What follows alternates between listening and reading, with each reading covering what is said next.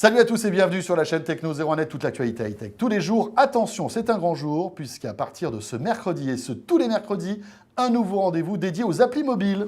Oui, et ça s'appelle Phone Apps. Et comme son nom l'indique, eh bien, nous allons parler d'applications pour vos smartphones. Présentation de 3 petites applis.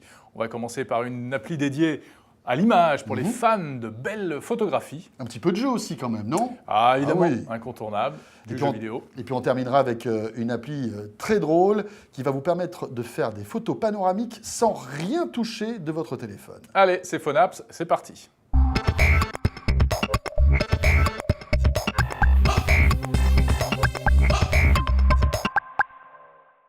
Bonjour, pour les amoureux de la photo, une application qui porte bien son nom, Photopédia. C'est une appli qui vous fait forcément penser à Wikipédia. Et effectivement, c'est le même principe, c'est une encyclopédie, sauf que là, pas question de lire de longs textes, il s'agit de regarder des images. Des images de la France, de la Corée du Nord, de la Bretagne. Vous choisissez, il y a une dizaine d'applications comme ça qui couvrent donc des régions et des pays. Et on admire, on parcourt, on peut lancer des diaporamas, on peut aller choisir des photos pour les mettre en fond d'écran sur son smartphone, sur sa tablette. On peut aussi voir sur une carte où elles ont été prises, donc c'est géolocalisé, les petites épingles, hein, vous connaissez le système. Voilà, et on en profite, c'est pour le plaisir, c'est vraiment consultatif. Après, on peut décider effectivement soi-même de participer à cette expérience. Mais là, par contre, il faut aller sur son ordinateur, aller sur le site photopédia.com, se créer un compte et puis participer, poster ses photos. Photopédia, malheureusement, uniquement sur iOS, iPod Touch, iPad, iPhone. C'est gratuit. En tout cas, la Corée du Nord, c'est gratuit. Les autres, c'est moins de 1 centime. Savez-vous swiper? Swiper, ça vous dit quelque chose, swiper? Vous avez forcément swipé.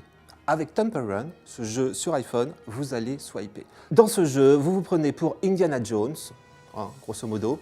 Vous parcourez des ruines, ça fait un peu muraille de Chine. Vous êtes poursuivi par des gros méchants et forcément vous n'avez pas envie qu'ils vous rattrapent. Hein. Donc pour ça, vous allez swiper vers l'avant pour sauter par-dessus les obstacles, swiper vers l'arrière pour glisser sous les obstacles, swiper sur le côté pour tourner. Et forcément, bien souvent, on oublie de tourner, on tourne le truc, on meurt, on recommence.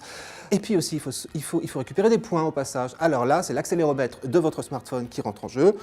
Tourne vers la droite pour allonger et récupérer les points sur la droite, on tourne vers la gauche pour récupérer les points sur la gauche. Alors, Temple Run existe en 2 versions. Il y a le 1, il y a le 2, et les 2 sont gratuits.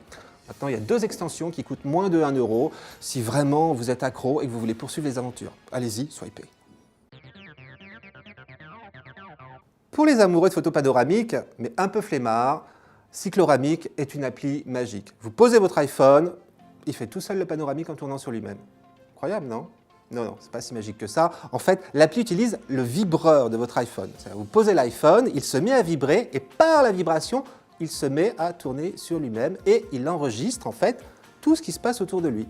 Une fois qu'il a fait un tour sur lui-même, vous avez votre panoramique. Cette appli ne présente d'intérêt que sur iPhone 5, sur iPhone 4, à 89 centimes le tour, c'est un peu cher.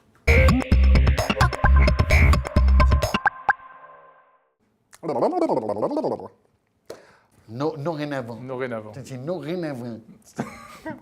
Salut, c'est Daffy Duck. Non, rien avant. C'est le canard, j'attrape le lapin. Pardon.